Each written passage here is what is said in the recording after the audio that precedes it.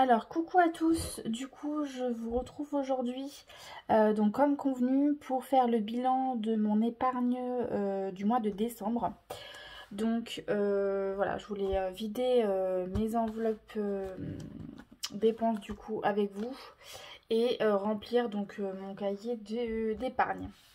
Donc je commence par vous dire que déjà j'ai reçu en tout donc 200 € pour Noël. Donc j'ai reçu 50 € de ma maman et 150 € de mon papa. Je suis fière, c'est la première fois que j'ai un billet de 100. Alors je sais, ça peut paraître idiot, mais moi je suis trop contente d'avoir un billet de 100 €. Donc voilà déjà ce que j'ai reçu, donc que je mets du coup de côté. Ensuite donc on va vider ensemble. Alors j'espère que vous verrez, parce que j'avoue que là j'ai fait un petit peu un micmac pour que vous voyez, mais je sais pas trop ce que vous allez voir. Donc du coup l'enveloppe parapharmacie, je n'ai rien utilisé, donc je vais la vider. Il y avait 30 €. Ensuite maquillage, il n'y avait rien. Beauté non plus, shopping non plus. Restaurant, anniversaire, livre, oui livre, j'avais 30 €. Alors vous allez me dire pourquoi tu avais 30 € puisque tu as des cartes cadeaux. Ben j'avais quand même mis ça, je ne sais plus pourquoi. Parce que j'ai reçu des cartes cadeaux à mon anniversaire. J'ai reçu pour 150 € de cartes cadeaux chez Cultura. Maison, du coup il me reste plutôt 20 €. Et là à Noël, voilà, je me suis permis de le mettre. À Noël j'ai eu une carte cadeau de Maison du Monde, j'ai 50 €. Donc ça sera bien pour mes achats maison. Et j'ai également un bon de 15 € chez Jardiland. Parce que du coup pour l'achat d'un sapin au mois de décembre, on avait 15 € en bon d'achat. Ça a utilisé du 1er au 31 janvier. Donc j'irai m'acheter une plante pour décorer un petit peu mon salon. Médecine douce, je n'ai plus rien. Et animaux non plus. Donc là, tout mon classeur des dépenses est vide. Voilà. Et donc on va compter ensemble ce qui me reste donc du mois de décembre. Donc on va compter, du coup là j'ai 200, 2, 4, 6, 8. J'ai 280 €. Alors 280 €. Alors vous allez me dire que j'ai un peu triché, mais oui, parce que j'avais tellement peur de ne pas avoir assez. Comme je vous ai dit, en janvier je vais pas avoir un gros salaire, donc du coup j'ai préféré déjà mettre un billet de 20 € là-dedans. Donc en fait pour le mois de janvier j'ai déjà utilisé, j'ai déjà fait mon défi du mois de janvier en mettant 23 €. J'ai même mis 25 pour avoir un petit peu plus. Vu que j'ai très rarement de la monnaie, j'ai préféré déjà prendre de l'avance pour celui-là. Ce que je compte faire, les 280 €, alors à la base je comptais un peu les dispatcher. Et là j'ai changé d'avis, je vais tous les mettre dans mon épargne par rapport à la voiture. Je vais vous expliquer pourquoi. Je vous avais dit que pour le mois de janvier, j'allais être prélevée de 534 € pour l'assurance voiture et maison. Mais que j'avais que 200 € de ma poche, puisque mon compagnon va me faire un virement des 334 € restants pour sa part. On s'est arrangé comme ça. Et du coup, donc là, j'ai 200 € qui sont payés pour le mois de janvier. Mais, comme je vous avais montré aussi sur mon plan financier 2023, au mois de juillet, j'ai à nouveau cette assurance-là pour 534 €. Et je vous avoue que juillet, c'est dans pas longtemps du tout. Et ça me stresse assez. Il faut que je mette 520 € pour le mois de janvier. Donc j'ai décidé de commencer en fait à rentrer. Et là, si je me mets déjà une grosse somme dans cette enveloppe-là, clairement ça va m'alléger d'un poids en fait. Donc les 200, je fais comme s'ils n'y étaient pas, sachant qu'ils vont bientôt partir. Mais là du coup je vais rajouter 280 à cette enveloppe-là du coup. Donc Alors j'avais pas de truc, pardon, de tracker voiture. Donc c'est un tracker fonds d'urgence que j'utilise en mettant assurance dessus. Et donc ce que je fais, c'est que je viens colorier les petits stickers que j'ai ici pour arriver à la somme. Donc on a dit 280. Donc je vais faire, je sais pas si vous voyez bien, j'essaye de faire attention. Je vais faire donc 200.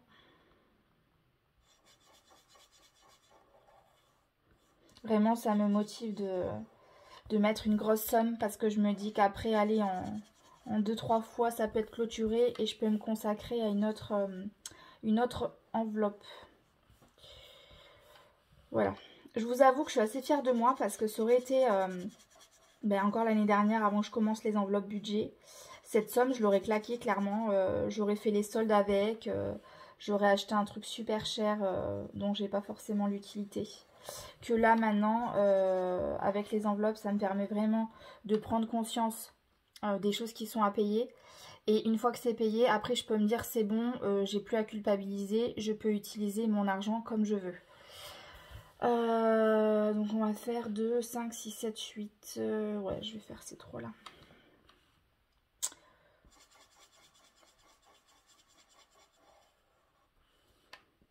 Après je pense qu'on a chacun notre façon de fonctionner.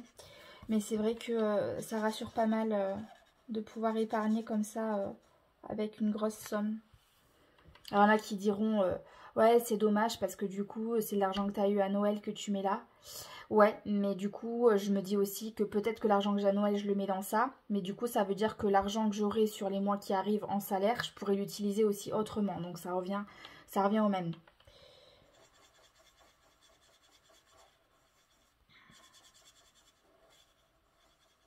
Même ma maman, la première, elle m'a dit, bah, qu'est-ce que tu vas t'acheter? Tu vas aller t'acheter des vêtements, hein, des chaussures et tout. J'ai fait, ben non. Je vais épargner, mettre de côté. Donc voilà.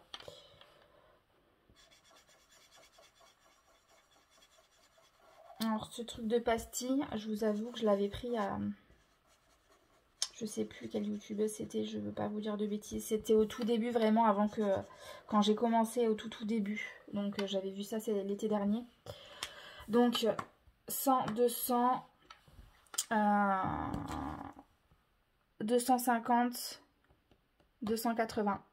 Donc vous voyez que sur la totalité, ça fait plaisir au moral en fait d'avoir déjà tout ça de colorié. Donc je vais remettre là-dedans. Et je vais remplir donc mon petit tracker avec... Où est-ce que j'ai mis mon stylo? Voilà. Et donc nous sommes le 28. Donc 28 dépôt plus 280 €. Et ça me fait 480 €. Je vous montre. Voilà.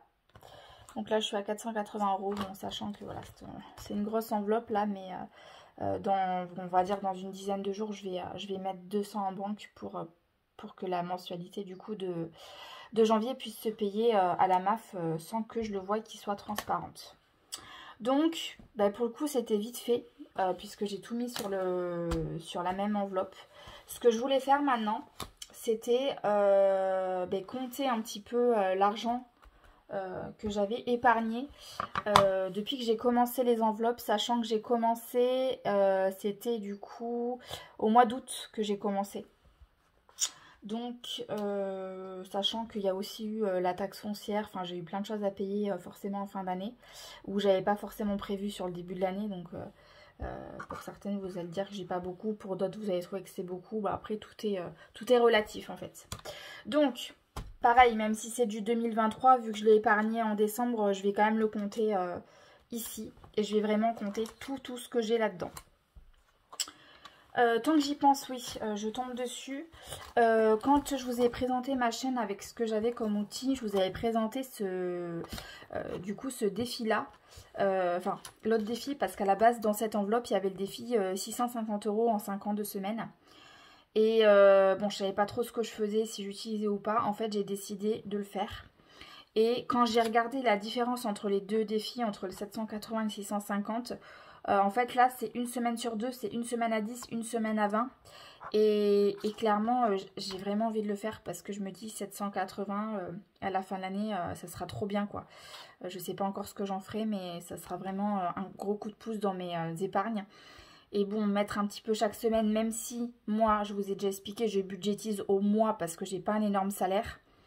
Ça va clairement me booster en fait de remplir ce défi là. J'ai pas voulu prendre 10 000 défis pour pas m'éparpiller, mais ce défi là 10, 20, 10, 20, je me dis bon ça peut être gérable et si vraiment à un moment donné je peux pas, sur peut-être les semaines d'après je pourrais rattraper. Donc j'ai décidé de le faire. Alors revenons-en à nos moutons.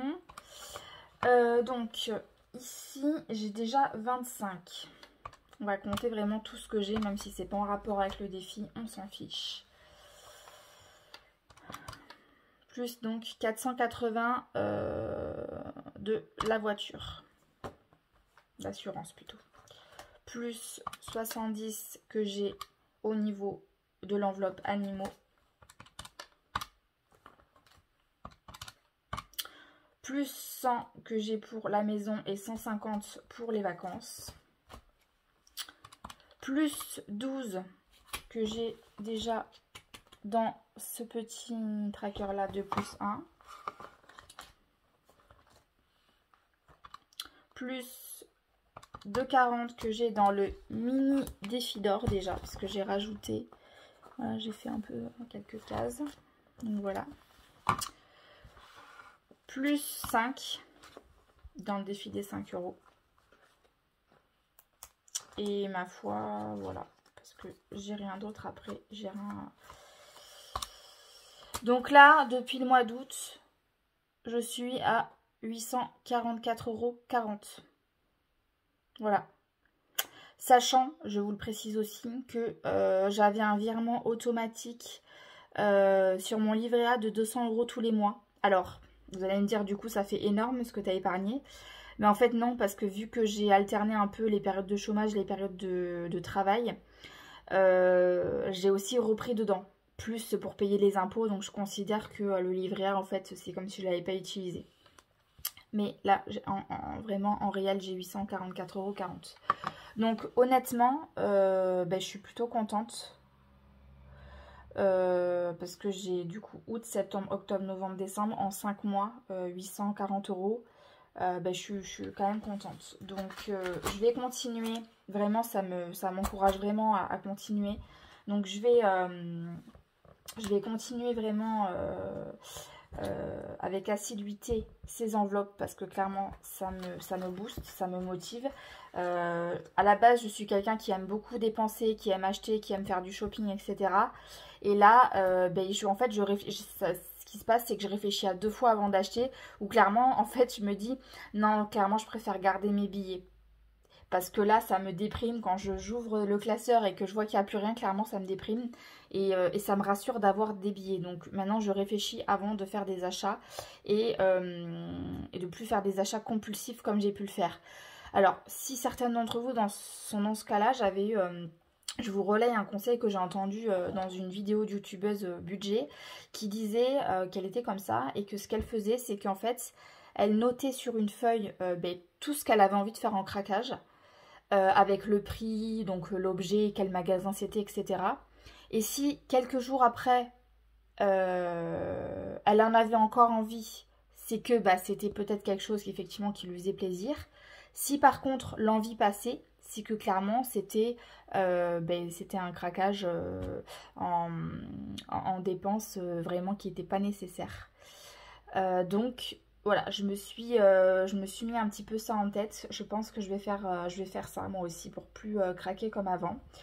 Et j'avais montré, quand j'ai fait la première vidéo, pareil, j'avais fait au début le défi 5 plus 10 avec les petites tirelires partout. Pareil, j'ai décidé de le remplacer par celui-là. Défi des 5 euros, pourquoi? Pour la simple et bonne raison que je préfère remplir avec les billets de 10 le défi des 52 semaines ici et faire grossir celui-là. Et quand j'aurai un billet de 5, je mettrai là-dedans. Mais je vous avoue, certaines, je ne sais pas comment vous faites pour avoir autant de billets de 5. Parce que j'ai commencé au mois d'août, pour vous dire, et j'en ai qu'un seul. Vraiment, c'est on m'en donne jamais. En fait, on est plus à me donner des pièces de 2 et de 1 que des billets de 5. Donc, je sais pas quand ce défi va grossir, mais ça va être compliqué. En tout cas, ce que j'ai décidé de faire, c'est que cette enveloppe-là, avec les billets de 5, je vais la mettre après dans l'enveloppe vacances et je m'en servirai aux vacances. Je pense que pour écouler, ça sera pas mal d'utiliser l'enveloppe vacances. Donc voilà ce que je voulais vous dire pour l'épargne de décembre et pour l'épargne du coup de 2022. Ça c'est fait et ensuite maintenant comme je vous avais dit en janvier je vais être au chômage, donc j'attends simplement d'avoir en fait la notification de Pôle emploi avec ce que je vais toucher, parce que vous allez me dire, j'ai eu un courrier qui me disait combien j'avais droit par jour en net, mais vu que ce montant-là ne tient pas compte de l'imposition à la source, je préfère attendre d'avoir vraiment sur mon application de téléphone le montant qui va arriver, même si je ne l'ai pas encore sur mon compte, pour pouvoir vous faire les calculs et vous faire le budget du mois de janvier. Alors, le budget janvier, donc je vous avais parlé d'un petit classeur comme ça que je tenais, mais c'est un petit peu mon brouillon qui me permet de faire un peu mes calculs. Par contre, du coup, ce que je vais utiliser, qui est tout neuf du coup, c'est ce petit cahier que j'avais acheté donc à la petite budgéteuse qui vendait donc ces cahiers en pré-vente. Je l'avais pris celui-là au mois de septembre, voilà, pour l'année 2023. Donc voilà, il y a pas mal de choses. Ce que je peux vous montrer par exemple, c'est que il y a un petit planning avec dépenses et revenus exceptionnels. Donc là j'ai un petit peu repris, alors j'ai pas remis les anniversaires et les fêtes, mais j'ai mis vraiment les grosses factures qui vont tomber, ça me permet de l'avoir là aussi. Vous allez me dire ça fait un peu doublon mais par rapport à l'autre, mais je préfère avoir un petit peu un visu un peu partout. Et ensuite ici elle avait prévu un calendrier des prélèvements. Donc le calendrier des prélèvements, c'est un peu bazar ici parce qu'en fait on a des prélèvements sur mon compte et des prélèvements sur le compte joint. Comme je vous avais dit, je vis en couple et on a chacun nos comptes perso et on a un compte joint sur lequel on met chacun 400 € tous les mois et qui nous permet d'utiliser cet argent pour tout ce qui est alimentation et les factures telles que l'électricité ou l'alarme. Voilà. Moi sur mon compte personnel on va dire que j'ai la mutuelle, alors je l'ai mise au crayon à papier là parce que c'est une mutuelle par rapport à mon entreprise et vu que je vais changer d'entreprise, la mutuelle va changer, donc là j'ai mis ça pour ce que j'ai actuellement qui me revient à 5,48 €. Elle est vraiment pas chère et très bien. Donc 5,48 € je l'ai mis, mais je vais le supprimer et remettre à jour quand j'aurai ma nouvelle mutuelle avec le nouvel employeur. Mon portable, donc mon forfait Bouygues, il me revient à 14,99 €. Et ensuite, oui, après j'ai les frais bancaires, 40,80 € qui je suppose aussi vont augmenter cette année. Mais bon, j'ai voulu me faire la liste de mes petits prélèvements. Ici, j'ai fait quand même un tracker crédit, comme je vous avais dit. J'ai pas un crédit immobilier à proprement parler, mais j'ai mon père qui m'a prêté de l'argent pour que je puisse finir mes travaux. Et du coup, j'ai sur les 20 000 que je lui devais, il me reste plus que 10 000. Donc voilà, je vais noter ici ce que je lui fais comme virement. Et ensuite, donc je vous montrerai, mais pour le mois de janvier, j'ai ensuite les choses à remplir qu'on remplira ensemble quand du coup j'aurai cette notification de Pôle emploi de savoir exactement combien je vais toucher. Donc écoutez, voilà pour ma vidéo d'épargne et puis je vous dis à très bientôt pour mon budget 2023 et ensuite je vous ferai une vidéo aussi pour le remplissage de mes épargnes et de mes enveloppes. Je vous souhaite une belle journée à toutes.